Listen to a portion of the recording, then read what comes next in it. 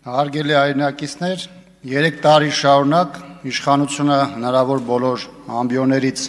հայտարարում էր, որ ԱԺ-ում ստեղծել է 44-օրյա պատերազմի հանգամանքներն ուսումնասիրող քննիչ հանձնաժողով եւ բոլոր հարցերի պատասխանը տրվելու է տարածքային ու մարդկային կորուստներից մինչեւ դիվանագիտական տապալումներ։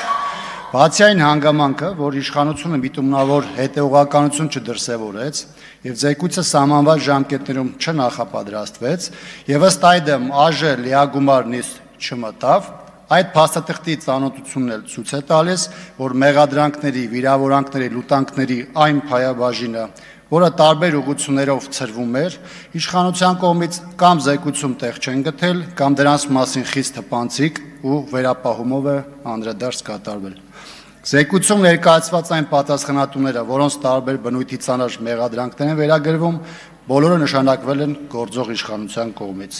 Զեկույցի ներածական եւ որոշակի առումով նաեւ եզրափակիչ մասի գեղարվեստական հատվածին չեմ անդրադառնա, դա այն նույն մարդու բառապաշարը, որն արտահայտվում է տարբեր հարթակներում, նաեւ այս ամբիոնից եւ որի տակ որպես կանոն փաստեր չկան։ Սակայն նույնիսկ մեծամասշտաբ խեղաթյուրումները հնարավորություն չեն տվել իշխանությանը թաքցնելու ողբերգական պատերազմի իրական պատասխանատուներին, իսկ ավելի կոնկրետ բուրգի գլխին կանգնած Փաշինյանին։ Այս իշխանության պարագայում զարմանալի բան այլևս չի մնացել։ Նախկինում իրենց իսկ հռչակած հերոսները որպես հանցագործ են ներկայացվում, իսկ նախկինում իրենց իսկ կողմից զրպարտածները հերոսացվում։ Հայտնի խոսք կա, որը մեր օրերում շատ հատկանշական է հնչում։ Գլխավորը նախաքննության ընթացքում ինքներդ ձեր վրա դուրս չգաք։ Ինչի հիշեցի այս թևավոր դարձած խոսքը, որովհետև տարբեր հակասական, անհիմն, զրպարտիչ ձևակերպումները մի կողմ դրած, իշխանությունն իր զեկույցով իր հետքի վրա է դուրս եկել։